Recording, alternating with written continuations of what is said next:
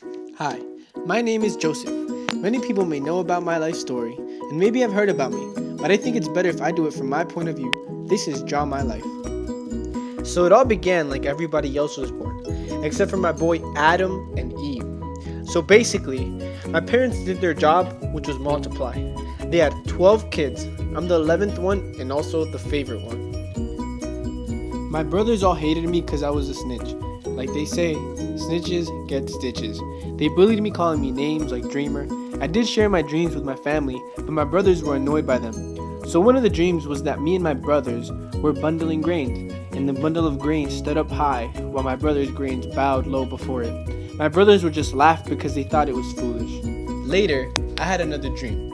I saw that the sun, and the moon, and the 11 stars bowed before me. But my dad got upset and rebuked my dream because he thought that it would be foolish of him with my mother to bow down before me. So my brothers went far away, and my dad sent me like always to go and check up on my brothers.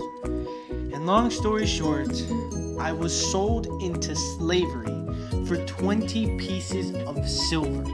Can you believe that? 20 pieces of silver. And I thought I was worth more than this. Draw My Life, Part 2. So, the Ishmaelites took me to Egypt. The ones that bought me for 20 pieces of silver. But when we got to Egypt, guess what? They sold me again, man. They sold me to Potiphar, the big guy. Thankfully, the Lord was with me, and I was a successful man. So Potiphar noticed that the Lord was with me, and we became the bestest of friends, which includes me being in charge of all his belongings. I'm not trying to brag or anything, but I got to admit, I was a good-looking guy.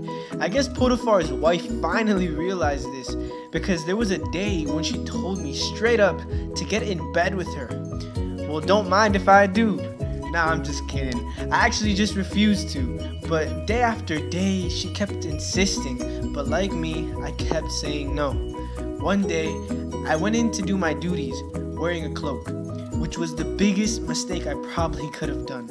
None of the servants happened to be home. Potiphar's wife insisted again to get in bed with her as she held me by my cloak, and I quickly reacted and said no and ran away butt naked. I couldn't believe what had happened. She accused me, saying I was trying to get in bed with her, which I clearly didn't, and I was thrown into prison. But the Lord was with me yet again, and the warden put me in charge of all those in prison. Draw My Life, Part 3. Sometime later, the cupbearer and the baker of the king of Egypt offended their master. I know, what dummies. Pharaoh was angry with his two officials and put them in custody of the house of the captain of the guard in the same prison I was. The captain of the guard then assigned them to me. After a while, the two had a dream, and each of the dreams had their own meaning.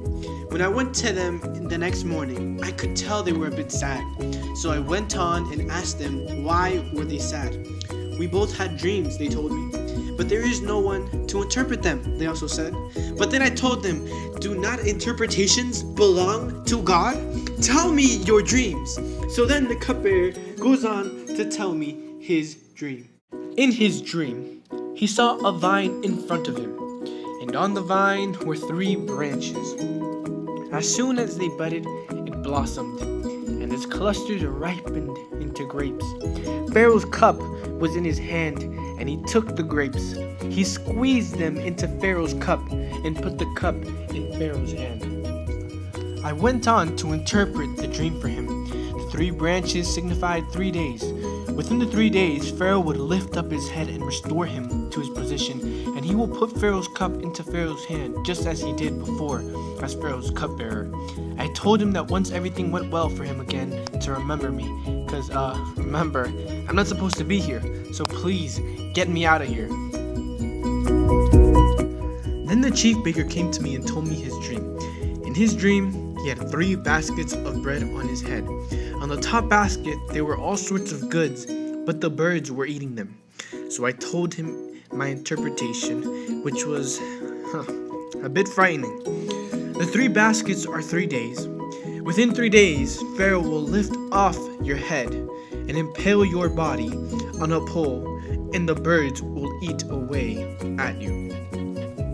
3 days later was Pharaoh's birthday. He gave a feast for all his chiefs. He lifted the head of the cupbearer and the chief baker in front of his officials. He restored the cupbearer to his position just as I said, and he also impaled the chief baker just as I said he would. The chief cupbearer never remembered me.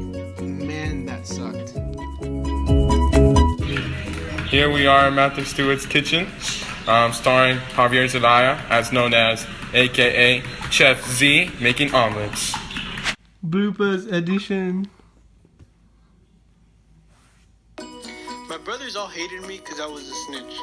Like they say, snitches get stitches. They bullied me, calling me names like Dreamer. I did share my dreams with my friend. What the heck? I did my bloopers? Yeah, dude, this guy go for more bloopers. I think I did one at the over there. Oh yeah, I took more bloopers. More bloopers. Hermana.